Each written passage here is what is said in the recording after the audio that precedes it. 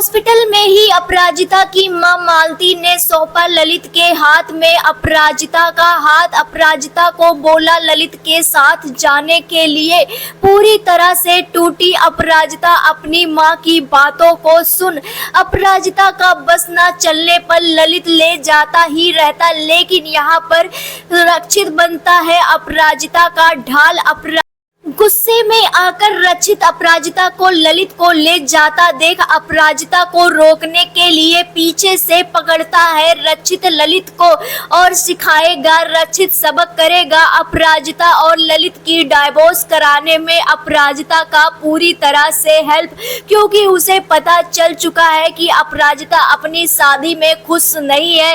इस तरह से करेगा रक्षित अपराजिता का सपोर्ट। आएगा कहानी में मेजर ट्विस्ट। जी हाँ दोस्तों, सीरियल तुम देना साथ मेरा ओ मेरे हमनवा में बहुत ही बढ़िया और बहुत ही ज्यादा इंटरेस्टिंग ट्विस्ट देखने को मिलने वाला है।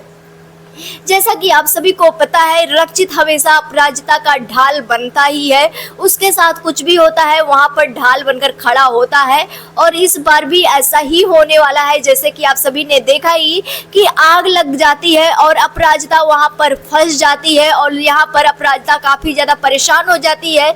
ललित के साथ जाने के लिए चीखती चिल्लाती हुई उसी आग में रोती रहती है कि कुछ भी हो जाए मैं नहीं जाऊंगी तुम्हारे साथ मुझे 4 साल रह करके किस तरह से मैंने नर्क की जिंदगी जी है, किसी तरह से मैं उस नर्क से निकली हूँ, तो अब उस दूसरी बार उस जिंदगी में नहीं जाऊंगी। ललित तुम कुछ भी कर लो मैं नहीं जाऊंगी। और ये सारा शब्द रक्षित सुन लेता है। अब यहाँ पर बता दे, रक्षित जब सुन लेगा ये सारा शब्द तो रक्षित के सामने ये सच आ जाएगा कि अपराजिता अपनी शादी में बिल्कुल खुश नहीं है। लेकिन टाइम रहते यहाँ पर अपराजिता को रक्षित जो है हॉस्पिटल ले जाएगा। डॉक्टर यहाँ पर शॉकिंग बयान भी देते हुए नजर आएंगे, लेकिन अपराजिता की जान बच जाएगी। अपराजिता खतरे से बाहर आ जाएगी, उसे होश में आ जाएगी। लेकिन जैसे ही उसे होश आएगा एक बहुत ही बड़ा झटका उसे लगने वाला है। जी हाँ दोस्तों, बता दें यहाँ पर ललित जो है वो अपनी चिकनी चुपड़ी बातों में फंसा लिया है मालती को और यहाँ पर ललित की बातों में भी आ गई है और उन्हें अपनी बेटी का ये टेंशन है कि अभी तो हम जिंदा है, अपनी बेटी का ख्याल रख लेंगे, लेकिन जब वो नहीं रहेंगी तो उनकी बेटी का कौन ख्याल रखेगा। और इसी तरह से वो सोच करके ललित के हाथ में अपराजिता का हाथ देते हुए नजर आने वाली है और ये नहीं सोचेंगे कि मेरी बेटी वहां पर खुश नहीं है तो मैं डाइवोर्स करा करके उसका दूसरा विवाह करा देंगे। नहीं, हमें वो अपनी बेटी को उसी के हाथ में देना है। अब ये जो माए का सोच होता है ना, ये सोच को बदलना ही होगा, क्योंकि इसकी वजह से कितनी बेटियां झेल रही हैं।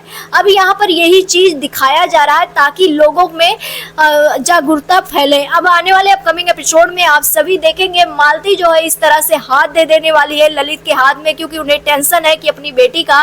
और यहाँ पर आप सभी देखेंगे जब ललित के हाथ में दे देंगी, ललित का तो सक्सेसफुल हो जाएगा, ललित ले जाएगा। लेकिन यहाँ पर रक्षित दूर खड़ा देख रहा होगा, उसे समझ में नहीं आएगा क्या करे क्या ना करे। और वहां पर रक्षित के घर वाले भी होंगे।